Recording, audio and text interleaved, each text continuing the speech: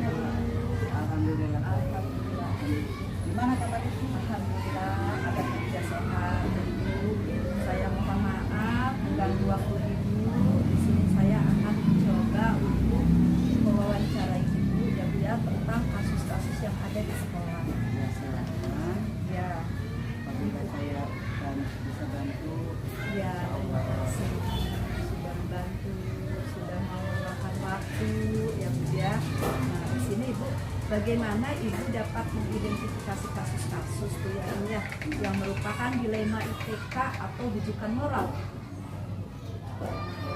dilema ITK, dilema etika itu kan merupakan di sini sebuah keputusan di mana keputusan itu yang sama-sama ada dua keputusan yang sama-sama benar. Ya, betul. Kemudian bisa dikatakan juga dilema etika itu benar lawan benar. Ya, betul. Jadi di sini tidak ada yang benar atau yang salah ya Bu ya. Iya. Semuanya serba benar. Iya.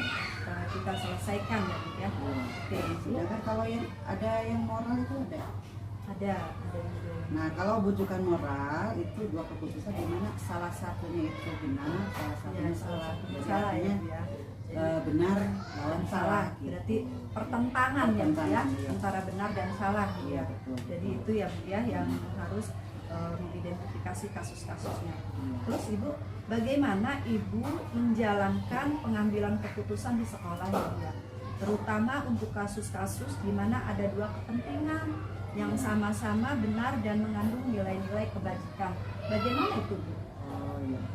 Dalam menjalankan pengambilan keputusan di sekolah, terutama untuk kasus dilema etika itu, di mana ada dua kepentingan yang sama-sama benar. Ya. Nah, di sini kita melihat dari dua keputusan yang sama-sama benar itu, dilihat mana yang lebih prioritas. Gitu. Iya, iya, Maka iya. diambillah itu keputusan itu yang dilakukan Ya, atau yang diambil.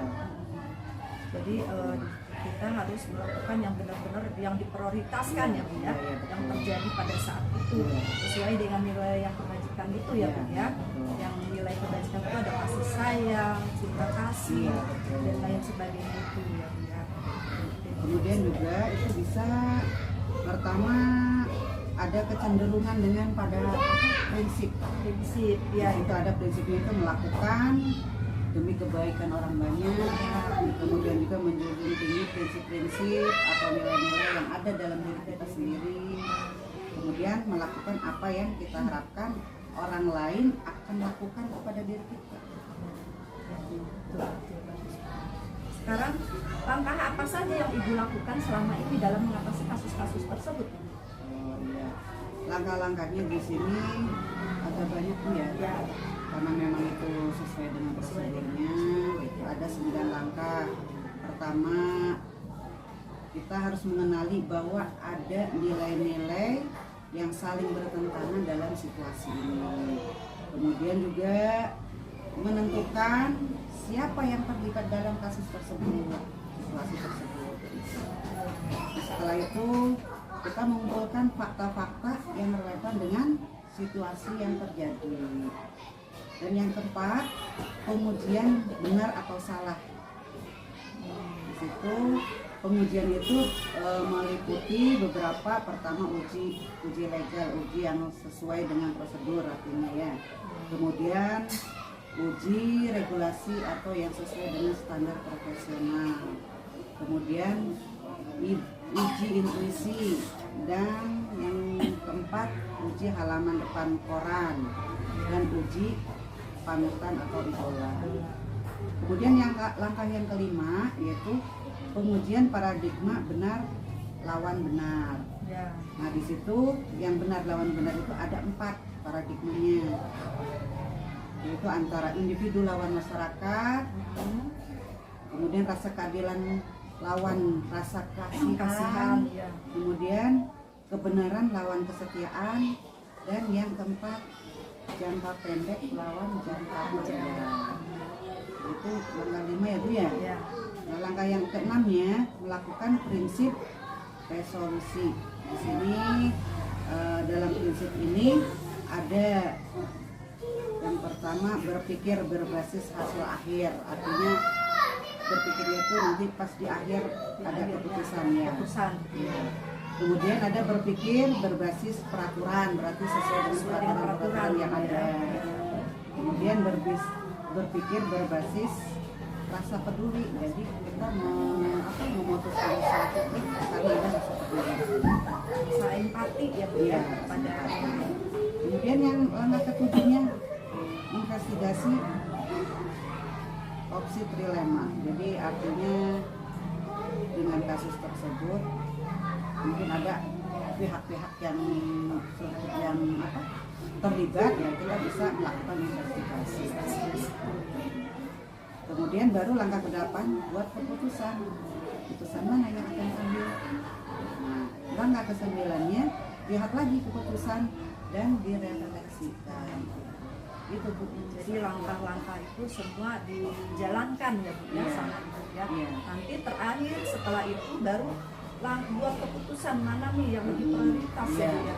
Dan setelah dilihat kembali keputusannya ini nih bertentangan tidak atau harus bisa dijalankan, setelah itu baru kita merefleksikan ya. Kalau misalnya ada kasus yang lain yang ke depan mungkin bisa saja terjadi ya. Kita bisa belajar dari yang pertama itu ya. Nah, sekarang tadi itu langkah-langkah ya Bu ya. Setelah itu identifikasi kasus, langkah-langkahnya ada 9 tadi ya Bu ya. Nah, sekarang hal apa sih yang Ibu anggap efektif dalam pengambilan keputusan tersebut dalam kasus-kasus tersebut? Karena kasus ini kan tidak terjadinya kadang-kadang tidak direncanakan gitu kan ya, tiba-tiba ada saja. Jadi diusahakan setiap ada kasus itu diselesaikan pada waktu itu juga. Berarti tanpa ditunda-tunda ya Bu ya. Begitu ada kasus selesaikan dan dibuat seefektif mungkin ya Bu ya. Iya. Jadi kalau ya tunda-tunda takut ada kasus yang lain lagi, akhirnya bertumpuk-tumpuk. Jadi kita malah bingung mau menyelesaikan yang mana. Jadi harus benar-benar diselesaikan pada waktu itu supaya efektif benar. Ya. Tidak ada kasus yang tertimbun lagi, menimpa lagi seperti itu ya Bu ya. Betul. Nah, sekarang apa sih yang menjadi tantangan Ibu selama ini dalam mengambil keputusan pada kasus dalam dilema etika tersebut? Tantangannya apa?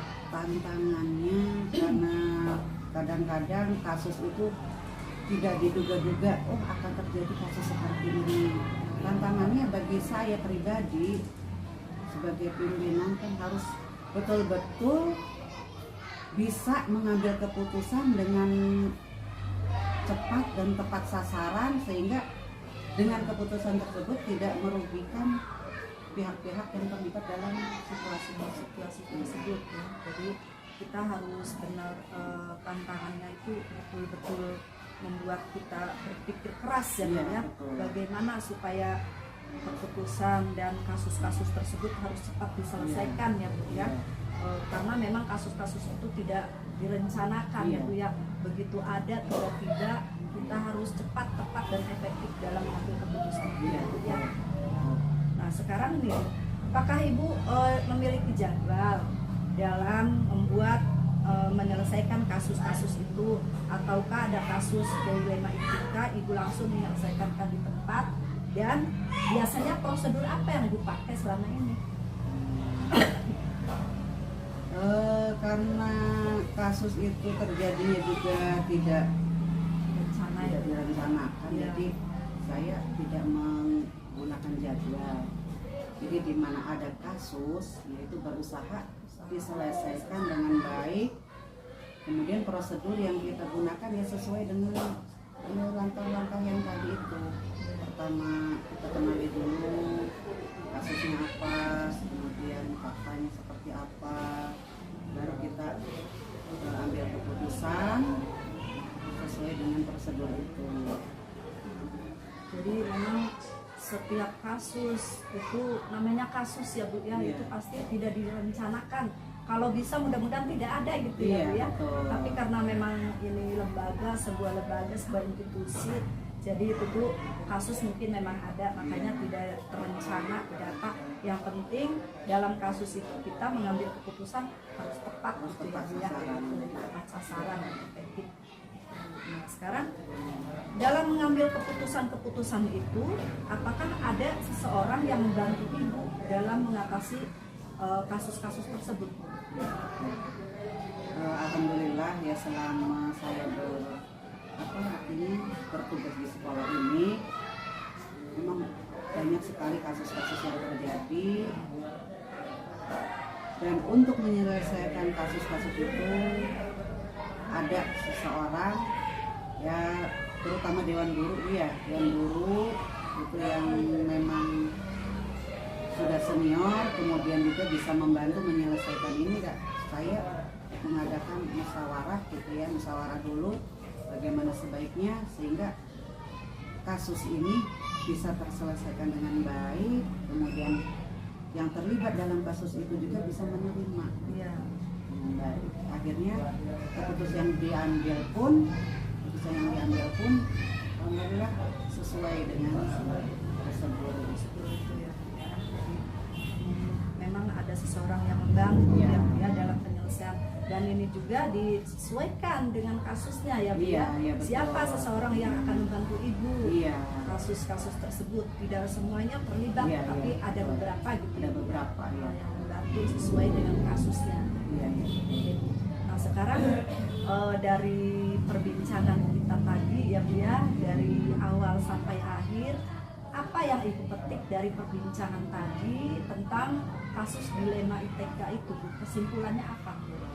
Kesimpulannya, dengan adanya kasus dilema etika ini, saya mendapatkan pembelajaran Iya. bahwa sebagai seorang pimpinan itu harus betul-betul punya pemikiran supaya dalam mengambil keputusan itu harus sesuai. Bahkan kita harus bisa memilah dan memilih mana yang prioritas, mana yang bisa ditunda, dan mana yang untuk jangka panjang. Ya, jadi dari kesimpulan tadi yang ini ya Bu ya, dari kasus tadi berarti kita harus bisa, pembelajaran yang kita dapatkan berarti harus bisa memilah dan memilih ya Bu ya, mana yang memang benar-benar harus diselesaikan pada waktu itu, mana yang bisa ditunda dari kasus-kasus tersebut ya. Ya Bu, dari hasil wawancara itu alhamdulillah begitu banyak pembelajaran ya Bu ya yang saya dapatkan juga, dan Ibu juga mungkin sudah mendapatkan kesimpulannya ya Bu ya. Terima kasih atas kesediaan waktu Ibu, dan ini juga mohon maaf saya sudah merepotkan Ibu, dan mudah-mudahan ini bermanfaat bagi kami semua ya Bu ya. Untuk itu terima kasih dan assalamualaikum warahmatullahi wabarakatuh. Terima kasih juga, sama-sama. Terima kasih juga. Wabarakatuh. Assalamualaikum. Waalaikumsalam warahmatullahi wabarakatuh. Ibu, Ya, silakan. saya Bu Iva ingin ngobrol dan berkenalan dengan Ibu. Saya ingin belajar sama Ibu. Ini Ibu ya. Silakan duduk. Ya Ibu, makasih.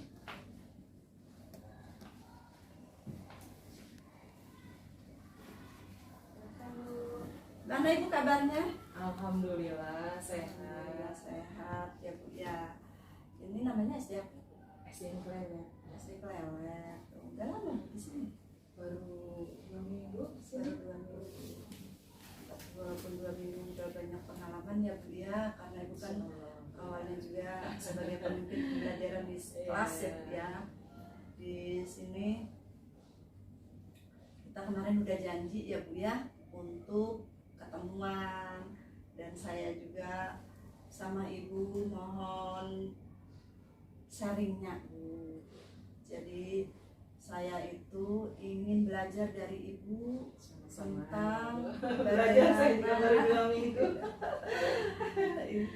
tentang bagaimana caranya Ibu mengatasi sebuah kasus ya Bu ya di sekolah Bu.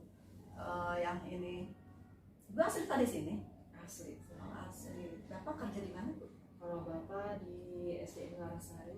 Oh di SD Wartasari, sama-sama pendidik ya Bu ya. Iya. Mantap Bu. Ini apa? Sama-sama Bisa jadi sama itu ya Bu dosen ya. SD ya Bu. Iya, sama-sama sharing, sama-sama berbagi Iya, pengalaman iya. ya Bu ya. Ya walaupun apa Ibu dan Bapak mungkin Ibu sebagai pemimpin pembelajaran di sekolah, Bapak juga sama ya Bu ya. Kita harus banyak belajar. Seperti saya Bu, saya harus banyak belajar dari Ibu. Sama Bu. Mudah-mudahan Ya, Ibu saling mau berbagi ya Bu ya. Insya Allah, Ya, insya Allah. supaya saya ini juga Bu, supaya ada tugas, saya ingin tahu bagaimana sih Ibu itu, bagaimana Ibu mengidentifikasi banyak kasus kan ya Bu ya di sekolah biasanya, supaya kasus itu bisa diselesaikan, bisa itu bagaimana sih Bu caranya mengidentifikasi kasus-kasus tersebut dalam etika moral dan etika dilema etika dan dilema moral. Bagaimana Bu caranya? Ya. Dimanapun ya Bu, nggak harus di sekolah ya. Jadi dimanapun itu pasti ada permasalahan yang kita temui ya. Baik itu permasalahan yang rumit maupun yang sederhana. Tapi itulah ya. Jadi semua pasti mengalami suatu masalah. Tapi bagaimana kita menyikapi suatu masalah itu ya, menyelesaikannya dan membuat keputusan yang tepat. Jadi dilema etika itu adalah suatu keputusan yang diambil ataupun suatu yang permasalahan yang benar maupun melawan yang benar. Ya, kemudian kalau rujukan moral itu adalah kebalikannya dari tadi ya, bukan benar-benar tapi ini yang benar melawan yang salah ya. Tetapi dalam hal ini permasalahan itu memang harus kita hadapi ya, dan harus kita ambil keputusan yang tepat. Berarti keputusan apa kasus-kasus apapun harus kita hadapi ya Bu, harus diselesaikan. Nah, untuk itu bagaimana sih Ibu menjalankan keputusan itu, apalagi keputusan itu menjadi dilema dalam dua kasus gitu ya Bu ya, dua kepentingan itu, bagaimana Ibu cara mengatasi seperti ini? Ya, cara mengatasinya ya itu tadi, kita tidak bisa sendiri ya, tidak bisa sendiri dalam hal ini. Tentunya kalau di sekolah berarti ada kepala sekolah, kemudian ada guru ya, baik itu guru mata pelajaran maupun guru kelas. Nah, guru mata pelajaran contohnya ya kita melibatkan apalagi kalau masalah etika berarti kita harus melibatkan guru PAI ya Bu, guru agama. Selain itu juga kalau misalnya yang berkaitan dengan PJOK juga dengan olahraga itu kita melibatkan PJOK. Kemudian selain itu komite juga yang harus dilibatkan karena berkaitan dengan siswa maupun murid yang ada di sekolah. Tentunya kita membutuhkan orang tua juga.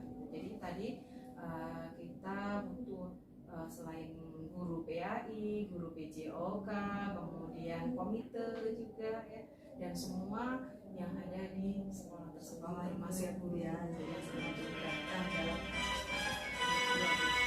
Nah Ibu setelah Ibu mengatasi kasus tadi ya Bu ya, terus langkah apa sih yang Ibu selama ini lakukan dalam mengatasi kasus-kasus tersebut?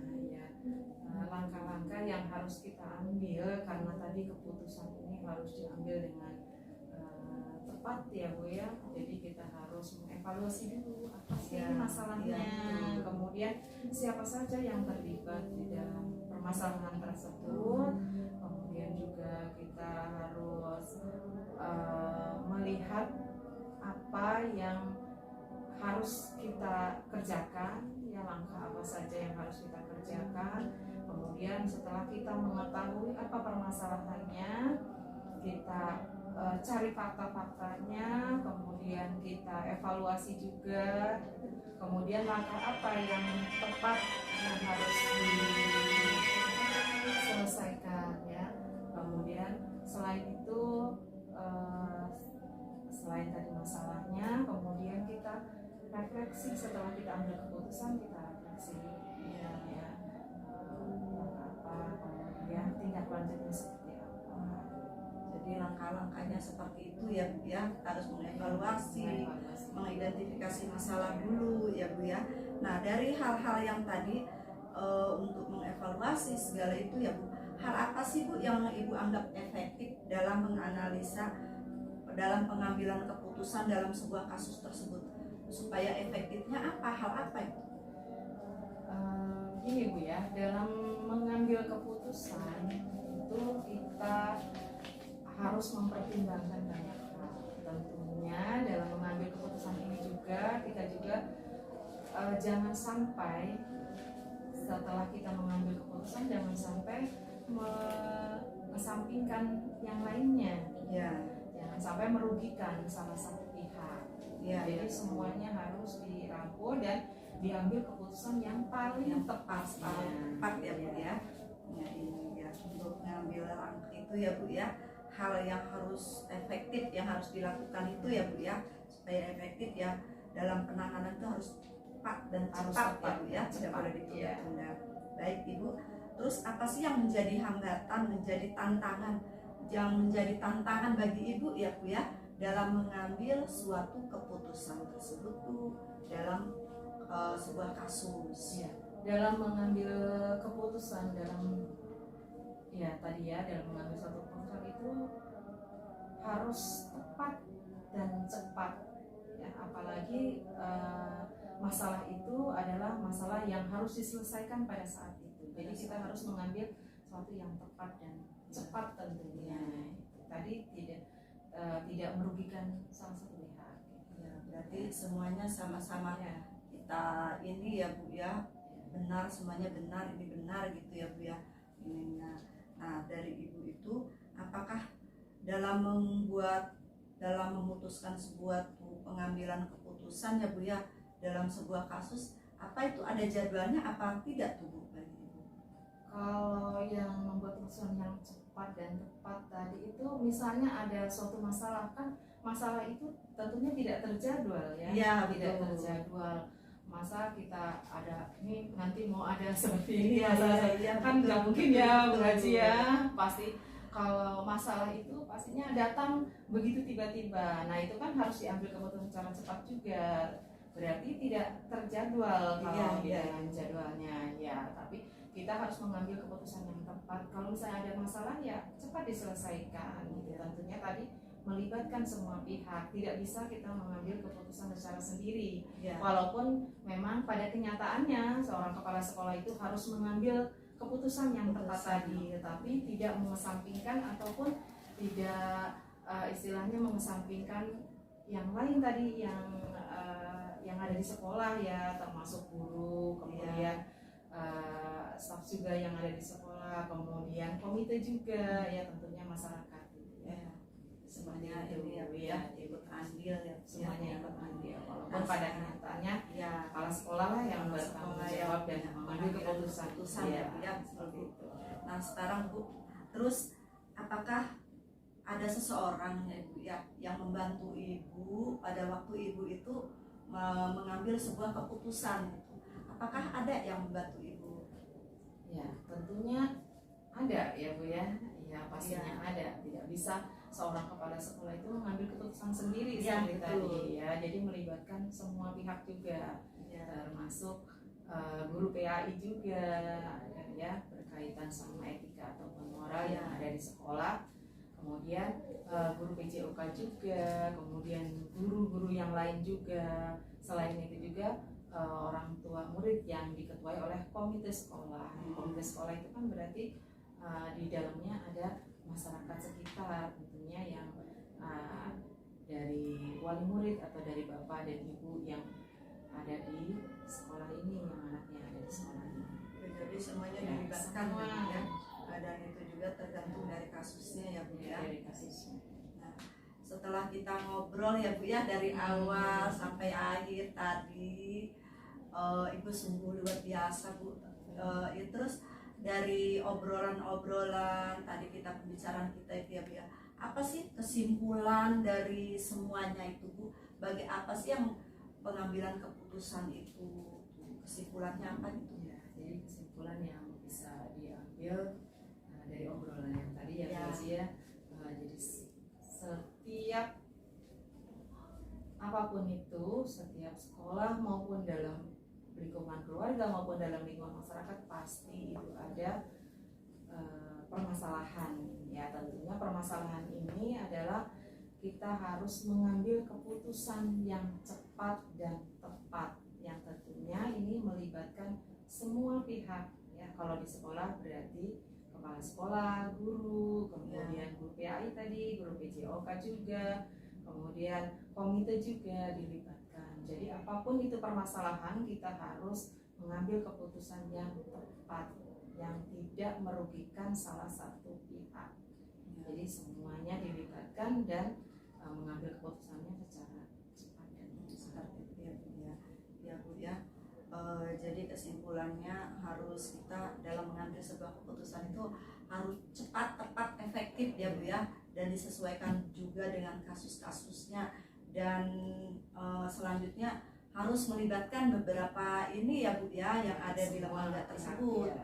Walaupun kita sebagai pimpinan ya Bu ya, tidak serta-merta mengambil keputusan sepihak ya Bu ya.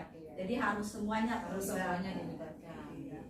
Ya Ibu, Jadi terima belajar kasih. ya Bu Aziz. Ya, Terus ya. belajar dari semua permasalahan yang ada, kita sambil belajar, sambil mengevaluasi juga apa sih tindakan yang tepat yang harus diambil. Iya betul ya Bu ya. Jadi kita dari belajar betul ya Bu ya. Belajar dari kasus-kasus yang sudah kita tangani ya Bu ya. Betul Ibu ya, Ibu ya Allah. Ibu super banget Bu, luar biasa Bu. Jadi saya punya Terima pengetahuan. kasih banyak pujiannya di lambung nih. Saya punya bekal dari Ibu ya Bu ya. Bagaimana sih cara memutuskan sebuah kasus itu supaya tidak merugikan, apalagi merugikan murid ya Bu ya. Situ ya Allah Ibu, mudah-mudahan ini sangat bermanfaat bagi saya. Dan terima kasih juga Ibu sudah meluangkan waktunya ya Bu ya. Terima kasih banyak sudah datang ke sini. Ya, saya terima kasih Bu, sudah Ibu izinkan untuk ngobrol, berbagi dan sharing ya Bu ya. Untuk itu saya mohon maaf bila ada kekurangan dan kehilafan, dan saya akhiri. Assalamualaikum warahmatullahi wabarakatuh. Waalaikumsalam. Semangat Bu. Semangat. Makasih